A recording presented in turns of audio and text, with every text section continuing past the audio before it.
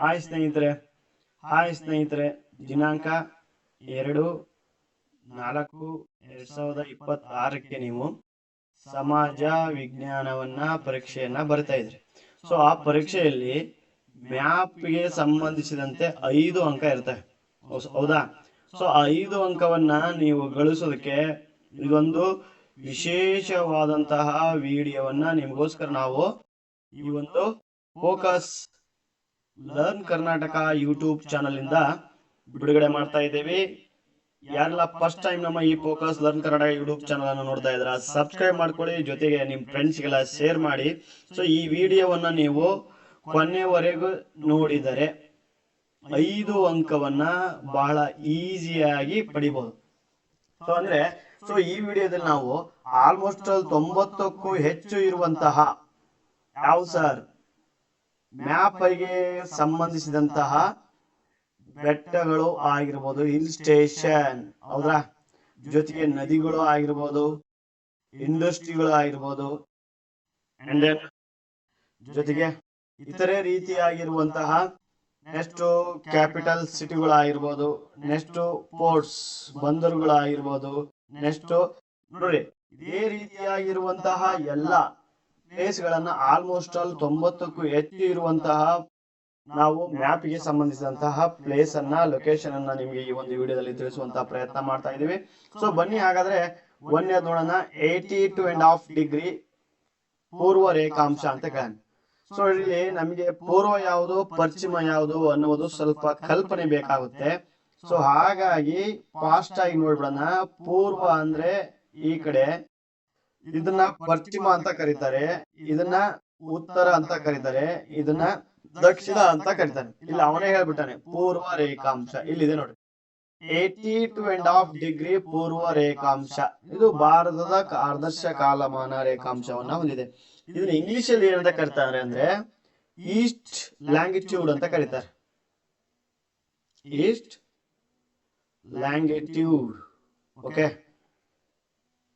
ಎಲ್ಲಿಂದ ಆರಂಭ ಆಗುತ್ತೆ? ಇದು ಈ ಒಂದು ಉತ್ತರ ಭಾಗದಿಂದ ಹಿಡಿದು ದಕ್ಷಿಣ ಭಾಗದ ಕಡೆಗೆ ಭಾರತದಲ್ಲಿ ಈ ಒಂದು ಪಾರ್ಟ್ ಅಲ್ಲಿ ನೇರವಾಗಿ ಬಂದಂತಹ ರೇಖೆಯನ್ನು ನಾವು ಪೂರ್ವ ರೇಖಾಂಶ ಅಂತ ಕರಿತೀವಿ. ಅರ್ಥ? ಸೊ ಇಷ್ಟನ್ನ ನೀವು ಗುರ್ತು ಮಾಡಿದ್ರೆ 1 ಅಂಕ ಸಿಗುವುದುಂಟು. ಓಕೆ, ಸೊ ಹಾಗಾದ್ರೆ ನೆಕ್ಸ್ಟ್ 23.5 ಡಿಗ್ರಿ ನಾರ್ತ್ ಲ್ಯಾಟಿಟ್ಯೂಡ್ ಅಥವಾ ಉತ್ತರ ರೇಖಾಂಶ ಅಂತ ಕರೀತಾರೆ.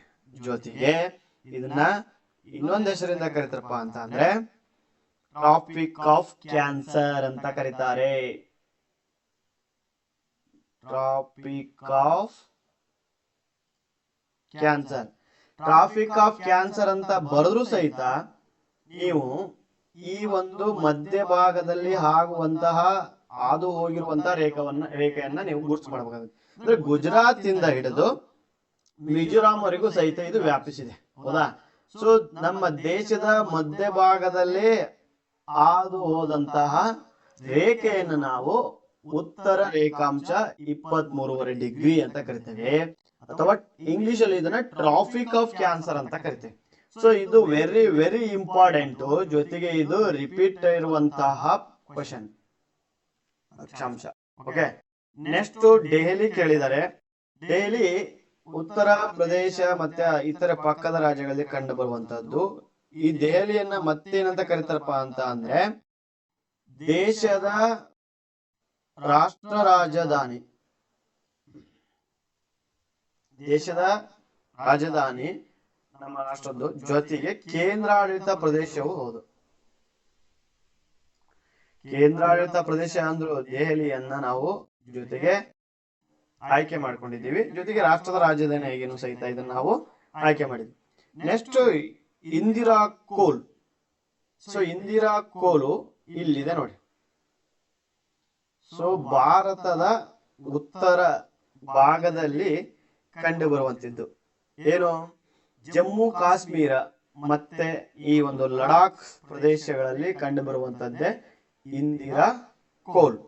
ಸೊ ನೋಡ್ರಿ, ನೆಕ್ಸ್ಟ್ ಇಂದಿರಾ ಪಾಯಿಂಟ್ ಕೇಳಿದಾನೆ ನೋಡಿ. ಇಂದಿರಾ ಪಾಯಿಂಟ್ ನಮ್ಮ ಭಾರತ ದೇಶದಲ್ಲಿ ಇರುವಂತ ಅಂಡಮಾನ್ ಮತ್ತೆ ನಿಕೋಬಾರ್ ಪ್ರದೇಶದ ಕೇಂದ್ರಾಡಳಿತ ಪ್ರದೇಶದ ದಕ್ಷಿಣ ತುದಿಯೇ ಇಂದಿರಾ ಪಾಯಿಂಟ್. ಓಕೆ, ದೇಶದಿಂದ ಸ್ವಲ್ಪ ಹೊರಗಡೆ ಇದೆ ಅಂತ ಮನೋಭಾವನೆ ಬರುತ್ತೆ, ಬಟ್ ಇದು ನಮ್ಮ ದೇಶದ ಪಾರ್ಟ್, ಭಾಗನೂ ಸಹಿತ ಹೌದು.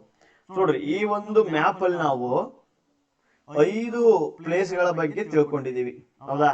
ಸೊ ಯಾವ ಪ್ಲೇಸ್ ಅಲ್ಲಿ ಬರುತ್ತವೆ ಅನ್ನೋದು. ಸೊ ನೆಕ್ಸ್ಟ್ 2ನೇ ಮ್ಯಾಪ್ ಅಲ್ಲಿ ನೋಡ್ರಿ, ಬಹಳ ಬ್ಯೂಟಿಫುಲ್ ಆದಂತಹ ಪ್ಲೇಸ್ ಗಳನ್ನ ತೆಗೆದುಕೊಂಡು ಬಂದಿದೀವಿ. ಇಲ್ಲಿ ಮೌಂಟ್ ಗಾಡ್ವಿನ್ ಅಸ್ಟಿನ್ ಅಂತ ಕರೀತಾರೆ, ಅಥವಾ K2 ಅಂತನೂ ಸಹಿತ ಕರೀತಾರೆ. ಸೊ ಇದು ಭಾರತ ದೇಶದ ಮಹಾ ಹಿಮಾಲಯ, ಕಾರಂಕೋರಂ ಪರ್ವತ ಶ್ರೇಣಿ ಹಾಗೂ ಕೈಲಾಸ ಪರ್ವತಗಳಲ್ಲಿ ಕಂಡು ಬರುತ್ತದೆ. ಲಡಾಖ್ ಪ್ರಸ್ಥಭೂಮಿಯು ಸಹಿತ ಇದೇ ಪ್ರದೇಶದಲ್ಲಿ ಕಂಡು ಬರುವಂತಹದ್ದು. ಸೊ ಇದನ್ನ ಭಾರತದ ಎತ್ತರದ ಪ್ರದೇಶ ಅಂತ ಕರೀತಾರೆ. 1 ಪಾಯಿಂಟ್ ಕೇಳಬಹುದು, ಇಸ್ ದ ಹೈಯೆಸ್ಟ್ ಪ್ಲೇಸ್. ಎತ್ತರದ ಪ್ರದೇಶ ಅಂತ ಅಂದ್ರೆ ಗಾಡ್ವಿನ್ ಅಸ್ಟಿನ್ ಇಲ್ಲಿದೆ ನೋಡಿ. ಸೊ ಇದನ್ನ ನೀವು ಉತ್ತರದ ಕಡೆ ಭಾರತದಲ್ಲಿ ಗುರುತು ಮಾಡಬೇಕಾಗುತ್ತೆ, ಜಮ್ಮು ಕಾಶ್ಮೀರ್ನ ಒಂದು ಅಕ್ಕಪಕ್ಕದಲ್ಲಿರುವಂತದ್ದು. ನೆಕ್ಸ್ಟ್ ಮೌಂಟ್ ಎವರೆಸ್ಟ್ ಕೇಳಿದಾನೆ ಇಲ್ಲಿ, ಹೌದಾ? ಈಗ ಮೌಂಟ್ ಗಾಡ್ವಿನ್ ಅಸ್ಟಿನ್ ಆಯ್ತು, ಈಗ ಮೌಂಟ್ ಎವರೆಸ್ಟ್, ಹೌದಾ? ಸೊ ಇದು ಮೌಂಟ್ ಎವರೆಸ್ಟ್ ನೇಪಾಳ ಮತ್ತೆ ಟಿಬೇಟ್ ಮಧ್ಯೆ ಕಂಡು ಬರುವಂತದ್ದು.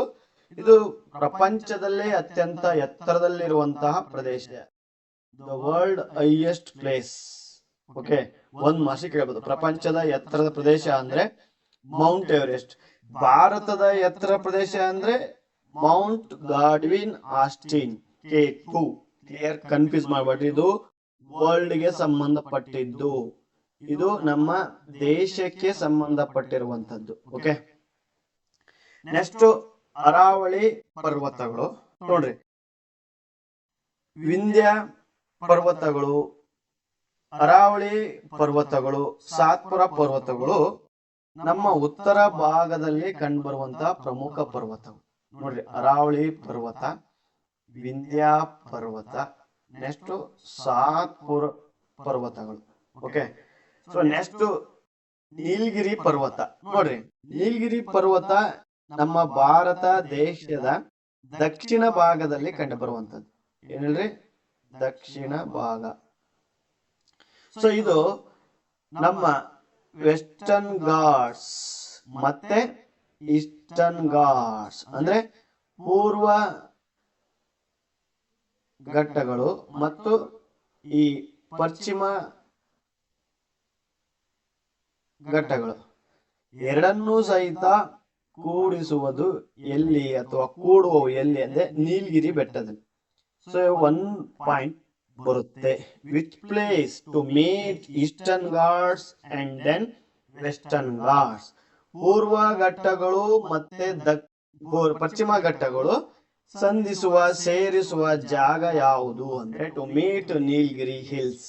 ನೀಲಗಿರಿ ಬೆಟ್ಟದಲ್ಲಿ ಈ ಪಶ್ಚಿಮ ಘಟ್ಟಗಳು ಮತ್ತು ಪೂರ್ವ ಘಟ್ಟಗಳು ಬಂದು ಸೇರುತ್ತವೆ. 1 ಪಾಯಿಂಟ್ ಬರುತ್ತೆ. ಒಂದು ನೀಲಗಿರಿ ಬೆಟ್ಟ ಬರೆದ್ರೆ 1 ಪಾಯಿಂಟ್ ಬರುತ್ತೆ. ಟು ಮೀಟ್ ಪ್ಲೇಸ್ ಕೇಳಿದ್ರ ಅಂತ ಬರೆದ್ರೆ 1 ಮಾರ್ಕ್ಸ್ ಬರುತ್ತೆ. ಒಂದೇ ಉತ್ತರ 2 ರೀತಿಯಾದಂತಹ ಪ್ರಶ್ನೆಗಳು ಬರುವಂತಹ ಸಾಧ್ಯತೆ ಇರುತ್ತೆ. ಸೊ ನೆಕ್ಸ್ಟ್ ಈಗ ಕೋರಮಂಡಲ್. ಈಗ ಕೋರಮಂಡಲ್ಕಿಂತ ನಾವು ಈ ಕೊಂಕಣ ತೀರ ನೋಡ್ಕೊಂಬೋಣ ಒಂದೊಂದೇ. ಈ ಕೊಂಕಣ ತೀರಗಳು ಗೋವಾ, ಇಲ್ಲಿ ಮಹಾರಾಷ್ಟ್ರ, ಗೋವಾ, ಈ ಒಂದು 2 ರಾಜ್ಯಗಳ ಮಧ್ಯೆ ಬರುವಂತಹ ತೀರವನ್ನ ಕೊಂಕಣ ತೀರ ಅಂತ ಕರೀತಾರೆ. ಇದು ಅರಬ್ಬಿ ಸಮುದ್ರದಲ್ಲಿ ಬರುವಂತದ್ದು.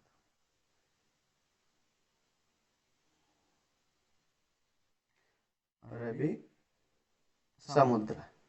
ಓಕೆ, ಗೋವಾ, ಮಹಾರಾಷ್ಟ್ರ, ಗುಜರಾತ್, ಈ 3 ತೀರವನ್ನು ನಾವು ಕೊಂಕಣ ತೀರ ಅಂತ ಕರಿತೀವಿ. ನೆಕ್ಸ್ಟ್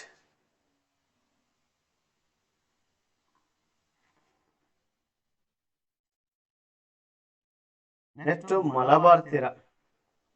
ಸೊ ಮಲಬಾರ್ ತೀರ ಕೇರಳದಲ್ಲಿ ಇದನ್ನ ಮಲಬಾರ್ ಅಂತ ಕರೀತಾರೆ. ಕರ್ನಾಟಕದಲ್ಲಿ ಇದನ್ನ ಕರ್ನಾಟಕ ಅಥವಾ ಕೆನರಾ ಅಂತ ಕರೀತಾರೆ. ಸೊ ಈ ಒಂದು ಕರಾವಳಿ ತೀರವನ್ನ ಮಲಬಾರ್ ತೀರ ಅಂತ ಕರೀತಾರೆ. ನೆಕ್ಸ್ಟ್ ಕೋರಮಂಡಲ್ ತೀರ, ತಮಿಳುನಾಡು ಮತ್ತೆ ಆಂಧ್ರ ಪ್ರದೇಶ ಈ ಎರಡೂ ರಾಜ್ಯಗಳಲ್ಲಿ ಬರುವಂತಹ ಸಮುದ್ರ ತೀರವನ್ನು ನಾವು ಕೋರಮಂಡಲ್ ತೀರ ಅಂತ ಕರಿತೀವಿ. ನೆಕ್ಸ್ಟ್ ಉತ್ಕಲ್ ತೀರ, ಪೂರ್ವ ಕರಾವಳಿಯಲ್ಲಿ ಕಂಡು ಬರುವಂತಹ ಎರಡು ತೀರಗಳು ಯಾವುವು ಅಂದ್ರೆ ಒಂದು ಉತ್ಕಲ್ ತೀರ, ಇನ್ನೊಂದು ಕೋರಮಂಡಲ್ ತೀರ. ಸೊ ಹಾಗಾದ್ರೆ ಕೊಂಕಣ ಮತ್ತೆ ಮಲಬಾರ್ ತೀರವನ್ನ ಏನಂತ ಕರೀತಾರೆ ಸರ್? ಇವನ್ನ ಪಶ್ಚಿಮ ಕರಾವಳಿ ತೀರ ಅಂತ ಕರೀತಾರೆ. Eastern coastal line, western coastal line. Okay, so ಈ ರೀತಿಯಾಗಿ ಈ ಒಂದು ತೀರವನ್ನ ಕರೀತಾರೆ. ಓಕೆ, ಬಹಳ ಈಜಿ ಇದೆ. ಉತ್ಕಲ್ ತೀರ, ಕೋರಮಂಡಲ್ ತೀರ, ಮಲಬಾರ್ ತೀರ, ಕೊಂಕಣ ತೀರ. ಸೊ ನೆಕ್ಸ್ಟ್ ಅಂದ್ರೆ ಭಾರತದಲ್ಲಿ ಪ್ರಮುಖವಾದಂತಹ ನದಿ ವ್ಯವಸ್ಥೆಯನ್ನ ನಾವಿಲ್ಲಿ ನೋಡುವಂತ. ಭಾರತದಲ್ಲಿ ಇರುವಂತಹ ನದಿಯ ವ್ಯವಸ್ಥೆಗಳು. ಇಲ್ಲಿ ಸಟ್ಲೇಜ್ ನದಿ ಇದೆ. ಯಾವುದು? ಸಟ್ಲೇಜ್. ಎಲ್ಲಿ ಬರುತ್ತೆ ಸರ್ ಸಟ್ಲೇಜ್ ಅಂದ್ರೆ? ಈ ಭಾಗ ನೋಡಿ, ನಿಮ್ಗೆ ಮ್ಯಾಪ್ ಅಲ್ಲಿ ಗುರ್ತು ಮಾಡಿದ್ರೆ ಇಲ್ಲೇ ಮಾಡ್ಬೇಕು.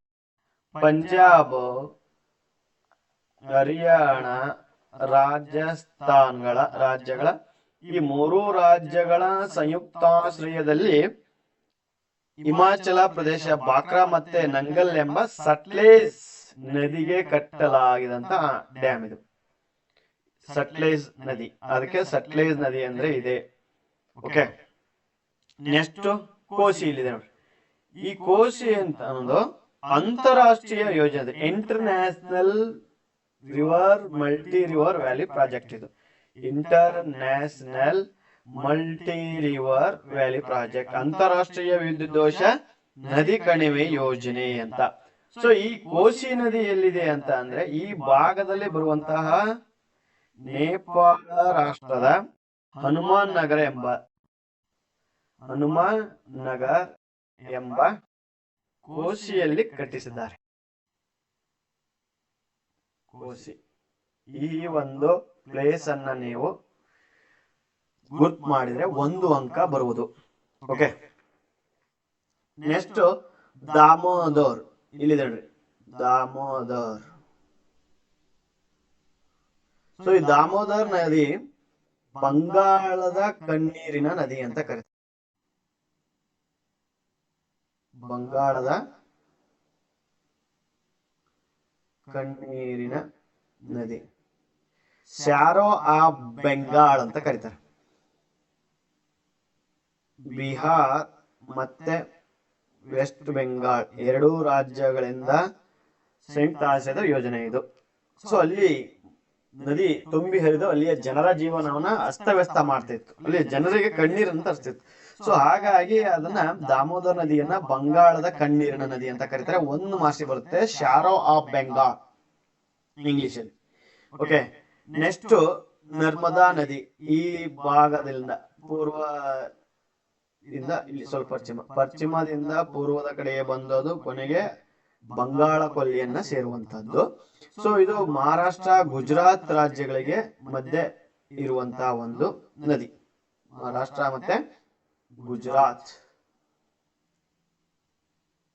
ಓಕೆ, ನೆಕ್ಸ್ಟ್ ಮಹಾನದಿ. ಮಹಾನದಿಯನ್ನ ಹಿರಾಕುಡ್ ಯೋಜನೆ ಅಂತ ಕರೀತಾರೆ. ಹಿರಾಕುಡ್ ಯೋಜನೆ ಒರಿಸ್ಸಾದ ಅಂದ್ರೆ ಒರಿಸ್ಸಾ ರಾಜ್ಯದ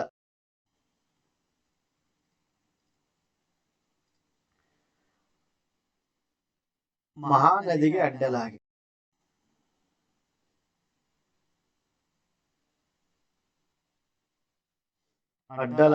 ಆಣೆಕಟ್ಟನ್ನ ಕಟ್ಟಿದ್ದಾರೆ. ಓಕೆ, ಸೊ ಮಹಾನದಿ ಭಾರತದಲ್ಲಿಯೇ ಅತ್ಯಂತ ಉದ್ದವಾದ ಆಣೆಕಟ್ಟು. 1 ಮಾರ್ಕ್ಸ್ ಬರುತ್ತೆ.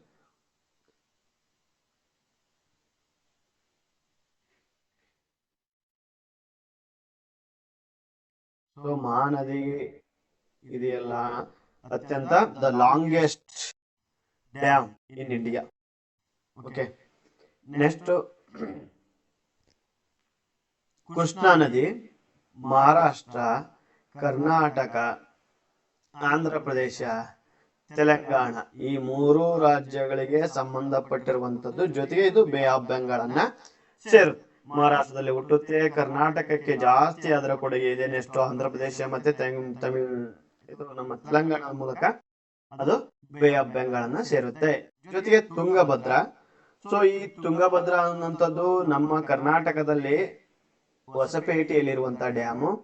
ಸೊ ತುಂಗಾ ಮತ್ತೆ ಭದ್ರಾ 2 ನದಿಗಳು ಸಹಿತ ಈ ಕೃಷ್ಣಾ ನದಿಗೆ ಸೇರಿ ಅದು ಸಹಿತ ಬೇ ಆಫ್ ಬೆಂಗಾಳನ್ನ ಸೇರುತ್ತೆ. ಇದು ಆಂಧ್ರ ಪ್ರದೇಶ, ಕರ್ನಾಟಕ, ತೆಲಂಗಾಣಕ್ಕೆ ಸಂಬಂಧಪಟ್ಟಂತ ಯೋಜನೆ. ಸೊ ನೆಕ್ಸ್ಟ್ ನೋಡ್ರಿ, ಬಾಕ್ರಾನಂಗಲ್. ಅವಾಗಲೇ ಹೇಳಿದೀವಲ್ಲ, ಸೇಮು ಗೋವಿಂದ ಸಾಗರ ಅಂತನೂ ಸಹಿತ ಇದನ್ನ ಕರೀತಾರೆ. ಅವಾಗಲೇ ಹಾಗೆ ಹೇಳಿಲ್ಲ, ಇವಾಗ ಹೇಳ್ತೀನಿ ನೋಡಿ. ಬಾಕ್ರಾನಂಗಲ್ ಇದನ್ನ ಗೋವಿಂದ ಸಾಗರ ಅಂತ ಕರೀತಾರೆ. ಸೊ ಈ ಬಾಕ್ರಾನಂಗಲ್ ನದಿ ಹಿಮಾಚಲ ಪ್ರದೇಶದ ಗೋವಿಂದ ಸಾಗರ ಎಂದು ಸಹಿತ ಇದು ಬಾಕ್ರಾ ಎಂಬಲ್ಲಿ ಅಣೆಕಟ್ಟನ್ನ ಕಟ್ಟಿದ್ದಾರೆ. ಇದು ಸ್ಪೆಷಲ್ ಕ್ಯಾರೆಕ್ಟರ್ ಏನಪ್ಪಾ ಅಂದ್ರೆ ಎತ್ತರದ 2ನೇ ಅಣೆಕಟ್ಟು. ಅಂದ್ರೆ ದೇಶದಲ್ಲೇ ಅತ್ಯಂತ ಎತ್ತರದ ಅಣೆಕಟ್ಟು ಯಾವುದು ಅಂದ್ರೆ ಬಾಕ್ರಾನಂಗಲ್. ಸರಿಯಾಗಿ ನೀವು ಮ್ಯಾಪ್ ಅಲ್ಲಿ ಗುರ್ತ್ ಮಾಡ್ಬೇಕಾಗುತ್ತೆ. ಹಂಗಾರೆ ಒಂದೇದು ಯಾವ್ದು ಸರ್ ಅಂದ್ರೆ ತೆಹರಿ ಅಣೆಕಟ್ಟು. ಅವಾಗಲೇ ಲಾಂಗೆಸ್ಟ್ ಹೇಳಿದ್ವಿ, ಈಗ ಎತ್ತರದ ಹೇಳ್ತಾ ಇದ್ವಿ, ಹೌದಾ? ತೆಹರಿ ಅಣೆಕಟ್ಟು ಇದು ಫಸ್ಟ್, ಇದು ಸೆಕೆಂಡ್ ಗೋವಿಂದ ಸಾಗರ. ಸೊ ಕೋಶಿ ಯೋಜನೆಯನ್ನ ಈಗ ನೋಡಿದೀವಿ. ದಾಮೋದರ್ ಕಣಿವೆ ಯೋಜನೆಯನ್ನು ಸಹಿತ ಈಗ ನಾವು ನೋಡಿದೀವಿ. ನೆಕ್ಸ್ಟ್ ನರ್ಮದನ್ನು ಸಹಿತ ನೋಡಿದ್ವಿ. ಕೃಷ್ಣಾ ಮೇಲ್ದಂಡೆ ಯೋಜನೆ, ಅಪ್ಪರ್ ಕೃಷ್ಣಾ ಪ್ರಾಜೆಕ್ಟ್, ನಾಗಾರ್ಜುನ ಆಂಧ್ರ ಪ್ರದೇಶದಲ್ಲಿ ಕಂಡು ಬರುವಂತದ್ದು, ತುಂಗಭದ್ರಾ ನಮ್ಮ ಕರ್ನಾಟಕದಲ್ಲಿ ಕಂಡು ಬರುವಂತದ್ದು. ಅದಕ್ಕೆ ಪಂಪಸಾಗರ ಅಂತನೂ ಸಹಿತ ಕರೀತಾರೆ. ಓಕೆ,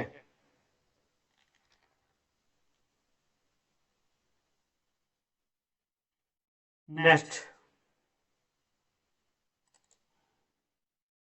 ಈಗ ಭಾರತದ ನಕ್ಷೆಯಲ್ಲಿನ ಕೆಳಗಿನ ಪ್ರಮುಖ ಬಂದರುಗಳು ಏನ್ ಹೇಳ್ರಿ? ಬಂದರುಗಳು. ಸೊ ಫಸ್ಟ್ ಕಾಂಡ್ಲಾ.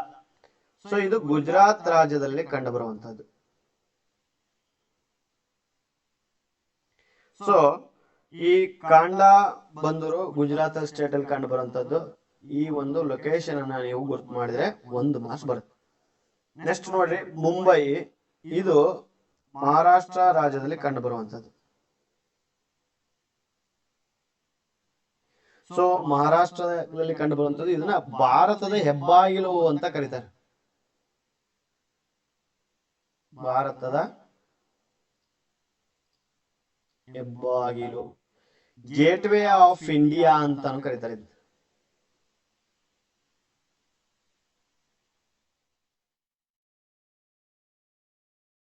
1 ಮಾರ್ಕ್ಸ್ ಕರೀತಾರೆ. Which place is called as gateway of India?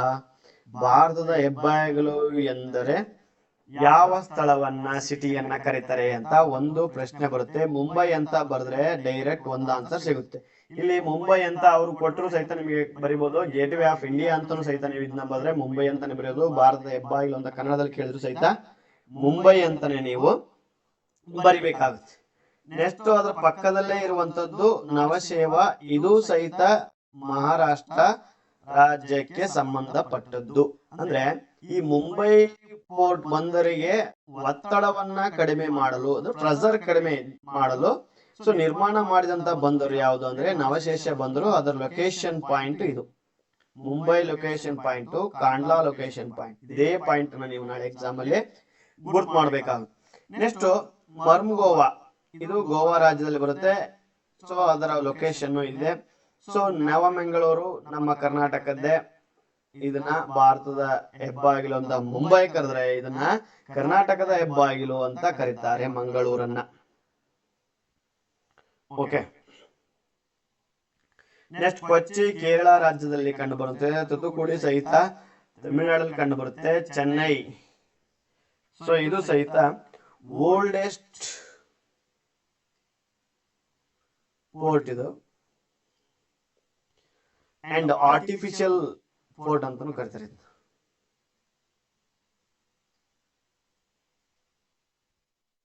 Okay, ಬಹಳ ಹಳೇದಾದಂತ ಮತ್ತೆ ಕೃತಕ ಎಂತದು ಬಂದರು ಅಂತ ಕರೀತಾರೆ. ನೆಕ್ಸ್ಟ್ ವಿಶಾಖಪಟ್ಟಣ ಲೊಕೇಶನ್ ಇದೆ. ಚೆನ್ನೈ ಲೊಕೇಶನ್ ಆಯ್ತು, ತೂತುಕುಡಿದು ಲೊಕೇಶನ್ ಆಯ್ತು, ವಿಶಾಖಪಟ್ಟಣ ಇದು ಸಹಿತ ನಮ್ಮ ಒಡಿಸ್ಸಾದಲ್ಲಿ ಕಂಡು ಬರುವಂತದ್ದು. ಪಾರದೀಪನು ಸಹಿತ ಒಡಿಸ್ಸಾದಲ್ಲಿ ಕಂಡು ಬರ್ತಿದ್ರು ಲೊಕೇಶನ್ ನೋಡ್ರಿ. So next Haldia. ಹಾಲ್ಡಿಯಾ ಬಂದರು ಕೋಲ್ಕತ್ತಾದ ಒತ್ತಡವನ್ನ, ಅಂದ್ರೆ ಕೋಲ್ಕತ್ತಾ ಬಂದರಿನ ಒತ್ತಡವನ್ನ ಕಡಿಮೆ ಮಾಡಲು ನಿರ್ಮಾಣ ಮಾಡಿದಂತಹ ಬಂದರು ಹಾಲ್ಡಿಯಾ ಬಂದರು. ಇದು ವೆಸ್ಟ್ ಬೆಂಗಾಳದಲ್ಲಿ ಕಂಡು ಬರುತ್ತೆ. ಸೊ ಕೋಲ್ಕತ್ತಾ ಇದನ್ನ ಜೊತೆಗೆ ಟೀ ಪೋರ್ಟ್ ಅಂತಾನು ಸಹಿತ ಕರೀತಾರೆ, ಅಥವಾ ಚಹಾ ಬಂದರು ಅಂತಾನು ಕರೀತಾರೆ ಕನ್ನಡದಲ್ಲಿ. ಚಹಾ ಬಂದರು ಅಂದ್ರೆ ಕೋಲ್ಕತ್ತಾನ ನೀವು ಪ್ಲೇಸ್ ಅನ್ನ, ಲೊಕೇಶನ್ ಅನ್ನ ಗುರ್ತು ಮಾಡ್ಬೇಕು. ಈ ಲೊಕೇಶನ್ ಅನ್ನ ಟೀ ಪೋರ್ಟ್ ಅಂದ್ರೂ ಸಹಿತ ಇದನ್ನೇ ಗುರ್ತು ಮಾಡ್ಬೇಕು. ಕೋಲ್ಕತ್ತಾ ಅಂದ್ರೂ ಸಹಿತ ನೀವು ಇದೇ ಲೊಕೇಶನ್ ಅನ್ನ ಗುರ್ತು ಮಾಡ್ಬೇಕು. ಸೊ ಅದರ ಸರ್ ನೇಮ್ಗಳು ಅಂದ್ರೆ ಅದರ ಪಾಪ್ಯುಲರ್ ಮೇಲೆ ಅದರ ನೇಮ್ ಕರೀತಾರೆ. ನೆಕ್ಸ್ಟ್ ಸೊ ಅಮೃತ್ಸರ್ ಅಂದ್ರೆ ಇಂಟರ್ನ್ಯಾಷನಲ್ ಏರ್ಪೋರ್ಟ್. ನಮ್ಮ ಭಾರತದಲ್ಲಿ ಅಂತಾರಾಷ್ಟ್ರೀಯ ವಿಮಾನ ನಿಲ್ದಾಣಗಳು ಯಾವ್ಯಾವ ಅಂತ ನೋಡಿದಾಗ, ಸೊ ಅಮೃತ್ಸರ ಏರ್ಪೋರ್ಟ್ ಪಂಜಾಬ್ ಅಲ್ಲಿ ಕಂಡುಬರುತ್ತೆ. ಪಂಜಾಬ್ ರಾಜ್ಯದಲ್ಲಿ ಕಂಡುಬರುತ್ತೆ. ನೆಕ್ಸ್ಟ್ ದೆಹಲಿ ಈ ಪ್ಲೇಸ್ ಅಲ್ಲಿ ಇದೆ. ದೆಹಲಿಯ ಜೊತೆಗೆ ಇನ್ನೊಂದು ಏನಾದ್ರೂ ಹೆಸರು ಕೊಟ್ಟ ಅಂದ್ರೆ ನೀವು ಅದನ್ನ ಬರಿಬೇಕಾಗುತ್ತೆ. ಏನ್ ಸರ್ ಹೆಸರು? ಇಂದಿರಾ ಗಾಂಧಿ ಅಂತಾರಾಷ್ಟ್ರೀಯ ವಿಮಾನ ನಿಲ್ದಾಣ. ಇಂದಿರಾ ಗಾಂಧಿ ಇಂಟರ್ನ್ಯಾಷನಲ್ ಏರ್ಪೋರ್ಟ್ ಅಂತ ಕೇಳಿದ್ರೆ ದೆಹಲಿನೇ ಬರಿಬೇಕು. ಸೊ ಅಂದ್ರೆ ದೆಹಲಿಗೆ ಅಂತಾರಾಷ್ಟ್ರೀಯ ವಿಮಾನ ನಿಲ್ದಾಣಕ್ಕೆ ಇಂದಿರಾ ಗಾಂಧಿ ಅಂತಾರಾಷ್ಟ್ರೀಯ ವಿಮಾನ ನಿಲ್ದಾಣ ಅಂತ ಹೆಸರು ಕರೆದಿದ್ದಾರೆ, ಹೆಸರಿಟ್ಟಿದ್ದಾರೆ.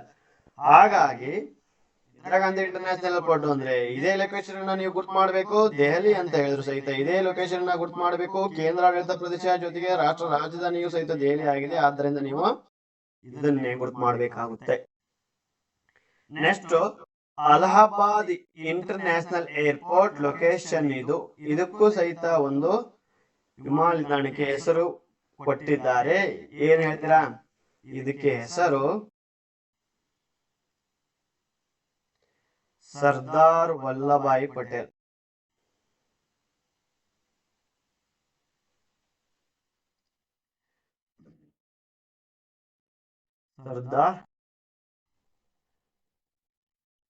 ಸರ್ದಾರ್ ವಲ್ಲಭಾಯಿ ಪಟೇಲ್.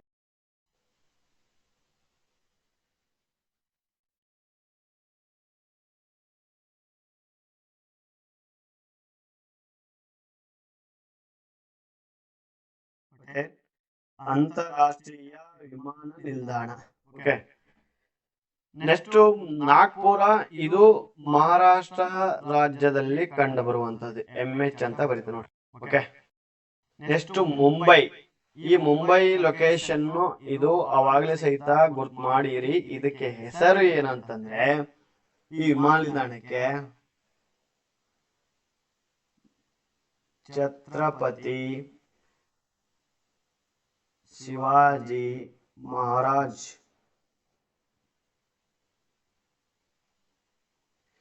ಅಂತಾರಾಷ್ಟ್ರೀಯ ವಿಮಾನ ನಿಲ್ದಾಣ. ಓಕೆ. ಸೊ ನೋಡ್ರಿ, ಮುಂಬೈ ಅಂತ ಕೊಟ್ರೆ ಏನ್ ಸಮಸ್ಯೆ ಇಲ್ಲ, ನೀವು ಗುರ್ತು ಮಾಡ್ಬಿಡ್ತೀರಿ. ಛತ್ರಪತಿ ಶಿವಾಜಿ ಮಹಾರಾಜ್ ಅಂತಾರಾಷ್ಟ್ರೀಯ ವಿಮಾನ ನಿಲ್ದಾಣ ಅಂತ ಕೊಟ್ರೆ ಮುಂಬೈಗೆ ನೀವು ಈ ಪ್ಲೇಸ್ ಅನ್ನೇ ಟಿಕ್ ಮಾಡ್ಬೇಕು. ಅರ್ಥ ಆಯ್ತಾ? ಕನ್ಫ್ಯೂಸ್ ಆಗಿಲ್ಲ. Next Goa.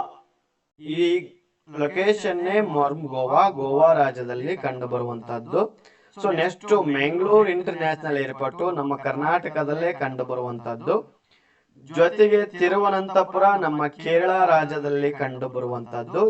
Bengaluru international airport ನಮ್ಮ ಕರ್ನಾಟಕದಲ್ಲೇ ಕಂಡು ಬರುವಂತಹದ್ದು. ಇದಕ್ಕೆ ಒಂದು ಹೆಸರು ಸಹಿತ ಇದೆ, ವಿಮಾನ ನಿಲ್ದಾಣಕ್ಕೆ ಹೆಸರು ಏನಪ್ಪಾ ಅಂದ್ರೆ ಕೆಂಪೇಗೌಡ ಅಂತಾರಾಷ್ಟ್ರೀಯ ವಿಮಾನ ನಿಲ್ದಾಣ. Okay, Kempegowda international airport. Next Hyderabad ನಮ್ಮ ಆಂಧ್ರ ಪ್ರದೇಶದಲ್ಲಿ ಕಂಡು ಬರುವಂತದ್ದು. ಇದಕ್ಕೆ ಹೆಸರು ಏನು ಅಂತ ಅಂದ್ರೆ ರಾಜೀವ್ ಗಾಂಧಿ ಇಂಟರ್ನ್ಯಾಷನಲ್ ಏರ್ಪೋರ್ಟ್.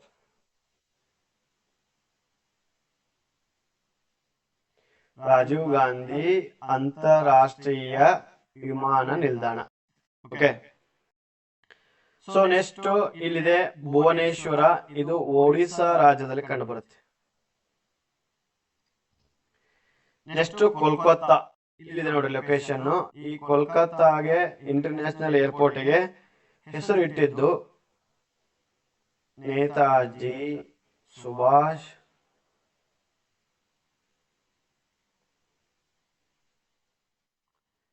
ಚಂದ್ರ ಬೋಸ್ ಅಂತಾರಾಷ್ಟ್ರೀಯ ವಿಮಾನ ನಿಲ್ದಾಣ. ಕೋಲ್ಕತ್ತಾ ಅಂದ್ರು ನೇತಾಜಿ ಇಂಟರ್ನ್ಯಾಷನಲ್ ಏರ್ಪೋರ್ಟ್. ನೀವು ಇದನ್ನೇ ಲೊಕೇಶನ್ ಅನ್ನ ಗುರ್ತು ಮಾಡಬೇಕಾಗುತ್ತೆ. ಪಶ್ಚಿಮ ಬಂಗಾಳದಲ್ಲಿ ರಾಜ್ಯದಲ್ಲಿ ಕಂಡು ಬರುವಂತದ್ದು ಕೋಲ್ಕತ್ತಾ. ಟೀ ಪೋರ್ಟ್ ಅಂದ್ರು ಇದೆ. ಕೋಲ್ಕತ್ತಾ ಅಂದ್ರು ಇದೇ place. Netaji Subhash Chandra Bose international airport ಅಂದ್ರೆ ಇದೇ ಲೊಕೇಶನ್ ನೀವು ಗುರ್ತು ಮಾಡ್ಬೇಕು. ನೆಕ್ಸ್ಟ್ ಗುವಾಹತಿ. ಗುವಾಹತಿ ನಮ್ಮ ಅಸ್ಸಾಂ ರಾಜ್ಯದಲ್ಲಿ ಕಂಡು ಬರುವಂತದ್ದು. ಇದರ ಲೊಕೇಶನ್ ಇಲ್ಲಿದೆ ನೋಡಿ, ಅಸ್ಸಾಂ. ಸೊ ಇದಕ್ಕೂ ಸಹಿತ ಹೆಸರಿದೆ ವಿಮಾನ ನಿಲ್ದಾಣಕ್ಕೆ. ಲೋಕಪ್ರಿಯ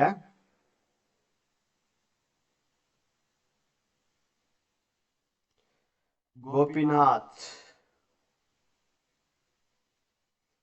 ಬಾರ್ಡೋಲಿ ಅಂತಾರಾಷ್ಟ್ರೀಯ ವಿಮಾನ ನಿಲ್ದಾಣ. ನೆಕ್ಸ್ಟ್ ಮೇಘಾಲಯದ ಶಿಲಾಂಗ್. ಇದನ್ನ ಸಹಿತ ನೀವು ನೋಡ್ರಿ. ಆಲ್ಮೋಸ್ಟ್ ಆಲ್ ಒಂದು 10 ರಿಂದ 15 ಅಂತಾರಾಷ್ಟ್ರೀಯ ವಿಮಾನ ನಿಲ್ದಾಣಗಳನ್ನ ಈ ಒಂದು ಮ್ಯಾಪ್ ಅಲ್ಲಿ ನಿಮ್ಗೆ ತಿಳಿಸುವಂತ ಪ್ರಯತ್ನ ಮಾಡಿದೀನಿ. ಸೊ ನೋಡಿ, ಜೊತೆಗೆ ಪೋರ್ಟ್ ಬೇರ್ ಇದು ಸಹಿತ ಅಂಡಮಾನ್ ನಿಕೋಬಾರದಲ್ಲಿ ಕಂಡು ಬರುವಂತದ್ದು. ಇದನ್ನ ನೀವು ಬರಿಬೇಕಾಗುತ್ತೆ.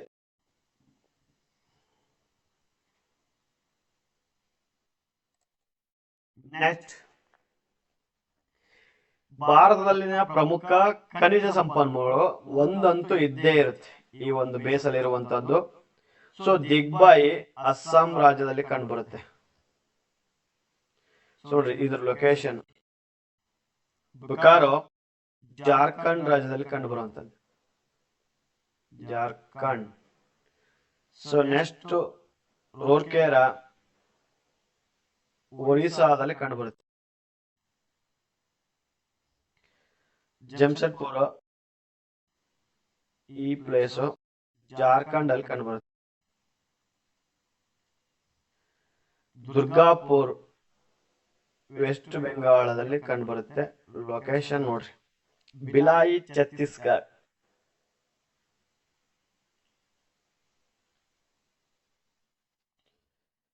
ನೆಕ್ಸ್ಟ್ ಬಾಂಬೆ ಹೈ ಇಲ್ಲಿದೆ. ಹಟ್ಟಿ ನಮ್ಮ ಕರ್ನಾಟಕ ರಾಜ್ಯದಲ್ಲೇ ಕಂಡು ಬರುವಂತದ್ದು, ರಾಯಚೂರು ಜಿಲ್ಲೆ. ಕೈಗಾ ನಮ್ಮ ಕರ್ನಾಟಕದ ಉತ್ತರ ಕನ್ನಡ ಜಿಲ್ಲೆಯಲ್ಲಿ ಕಂಡು ಬರುವಂತದ್ದು. ಭದ್ರಾವತಿ ನಮ್ಮ ಶಿವಮೊಗ್ಗ ಜಿಲ್ಲೆಯ ಭದ್ರಾವತಿ ತಾಲೂಕಲ್ಲಿ ಕಂಡು ಬರುವಂತದ್ದು. ಇದು ನೋಡ್ರಿ ಭಾರತದ ಪ್ರಮುಖ ಖನಿಜ ಮತ್ತು ಶಕ್ತಿ ಸಂಪನ್ಮೂಲಗಳ ಮ್ಯಾಪ್ ಅಲ್ಲಿ 1 ಅಂಕ ಈ ಒಂದು ಬೇಸಲ್ಲಿ ಇರುವಂತದ್ದು. ಸೊ ನೆಕ್ಸ್ಟ್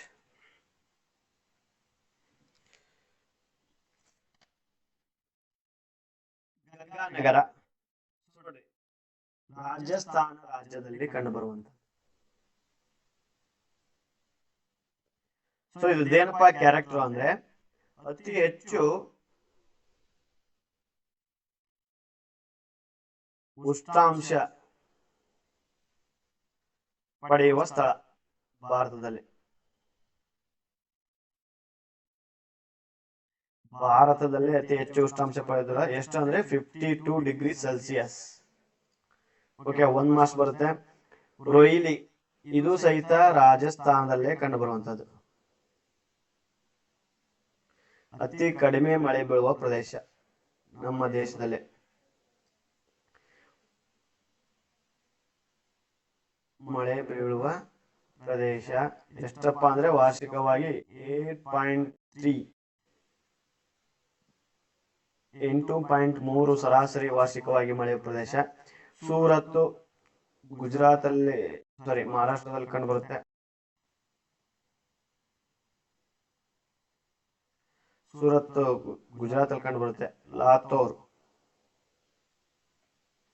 ಮಹಾರಾಷ್ಟ್ರದಲ್ಲಿ ಕಂಡುಬರುತ್ತೆ. ಕೊಯನ್ನ ಡ್ಯಾಮು ಕೇಳಿದ್ದ ಮಹಾರಾಷ್ಟ್ರದಲ್ಲಿ ಕಂಡುಬರುತ್ತೆ. ದಾವಣಗೆರೆ ನಮ್ಮ ಕರ್ನಾಟಕದಲ್ಲಿ ಕಂಡುಬರುತ್ತೆ. ಸೇಲಂ ತಮಿಳುನಾಡು, ಕೊಯಮತ್ತೂರು ತಮಿಳುನಾಡು. ನೋಡ್ರಿ, ಪಾಕ್ ಜಲಸಂಧಿ ಮುನ್ನಾರ್ಕಾರಿ, ನೋಡ್ರಿ ಇಲ್ಲಿ ಮುನ್ನಾರ್ಕಾರಿ ಕಂಡುಬರುತ್ತೆ, ಇಲ್ಲಿ ಪಾಕ್ ಜಲಸಂಧಿ ಕಂಡುಬರುತ್ತೆ. ಈ ಜಲಸಂಧಿ ಭಾರತ ಮತ್ತು ಶ್ರೀಲಂಕಾವನ್ನ ಬೇರ್ಪಡಿಸಿದಂತ ಜಲಸಂಧಿ ಈ ಪಾಕ್ ಜಲಸಂಧಿ. ನೋಡ್ರಿ, ಇಷ್ಟೆಲ್ಲಾ ವಿಡಿಯೋವನ್ನ ನೋಡಿದ್ರಿ ನೀವು. ಸೊ ಈ ಎಲ್ಲಾ ವಿಡಿಯೋವನ್ನು ನೋಡಿ ನೀವು ಅಭ್ಯಾಸವನ್ನ ಒಂದು ರಿವಿಷನ್ ಮಾಡಿ 5 ಅಂಕವನ್ನ ಪಡೆದು ಎಕ್ಸಾಮ್ ಅಲ್ಲಿ ಮ್ಯಾಪ್ಗೆ ಸಂಬಂಧಪಟ್ಟಂತ ಔಟ್ ಮಾರ್ಕ್ಸ್ ಅನ್ನ ಪಡ್ಕೊಳ್ಳಿ. ಜೊತೆಗೆ ವಿಡಿಯೋ ಇಷ್ಟ ಆದ್ರೆ ನಿಮ್ ಫ್ರೆಂಡ್ಸ್ ಎಲ್ಲ ಶೇರ್ ಮಾಡಿ ಅಂತ ಹೇಳ್ತಾ, ಸೊ ನೆಕ್ಸ್ಟ್ ಕ್ಲಾಸ್ ಅಲ್ಲಿ ಸಿಗೋಣ. All the best.